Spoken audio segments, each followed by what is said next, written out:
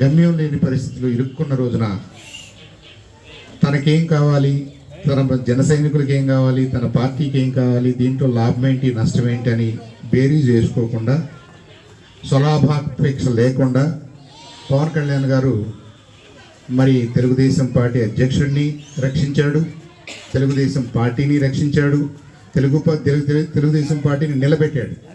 దాంట్లో ఎలాంటి సందేహం లేదు. దాంట్లో భాగస్వాములైనందుకు కూటమి తరఫున అందరం కూడా మనం గెలవగలిగాం.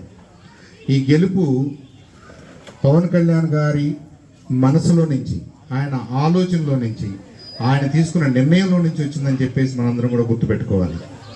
ఇవాళ బలబలాలు ఎలాగైనా ఉండొచ్చు, ఇవాళ సంఖ్యాబలం ఒకళ్ళకి ఎక్కువ ఉండొచ్చు, తక్కువ ఉండొచ్చు, కానీ ఈ లెక్కలన్నిటికీ బ్యాక్ బోను, ఈ లెక్కలన్నిటికీ మూలం పవన్ కళ్యాణ్ గారి ఆలోచన అన్న దాంట్లో మాత్రం ఎలాంటి వాదన లేదు.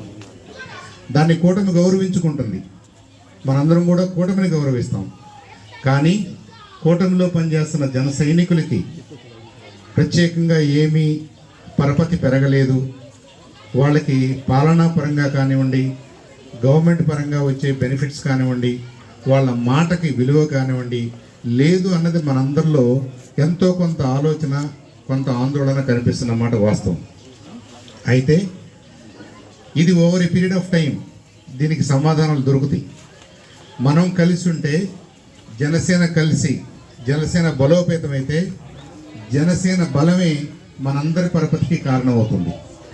కాబట్టి చాలామంది నేను ఊళ్ళో వెళ్తున్నప్పుడు ఎలక్షన్స్లో మేము చాలా కష్టపడ్డాం, కానీ మనల్ని ఎవరు పట్టించుకోవటం లేదు, మన మాట చల్లటం లేదు అనేది ఆ భావం వ్యక్తం అవుతుంది.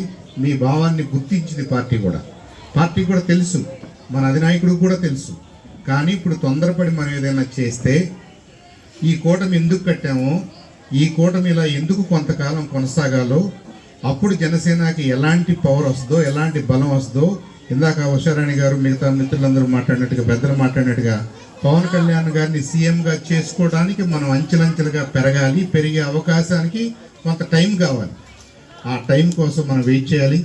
అప్పటిదాకా మీరు సహనంతో, సంఘీభావంతో, సంఘంగా పనిచేసి మరి పవన్ కళ్యాణ్ గారికి సంపూర్ణ మద్దతు ఇస్తూ జనసేన తరఫున ఎలాంటి కార్యక్రమాలు చేపట్టినా, ఈ కూటమి ప్రభుత్వం ఎలాంటి బాధ్యత చెప్పినా 100% మన వంతుగా మనం చేద్దాం. అదే మన బలం. మన బలానికి ప్రతిఫలంగా ఒకరోజు డెఫినెట్గా మనం పవన్ కళ్యాణ్ గారిని సీఎంగా చూసే అవకాశం ఉంటుంది.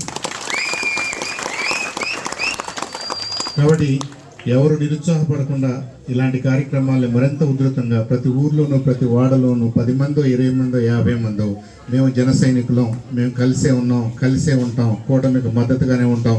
మా నాయకుడి వ్యూహం, మాది ఆచరణ.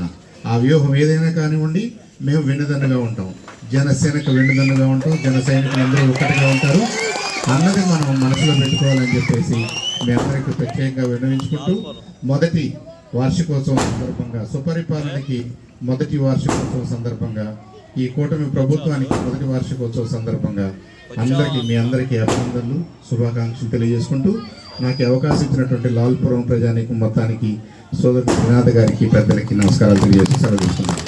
జై జనసేన.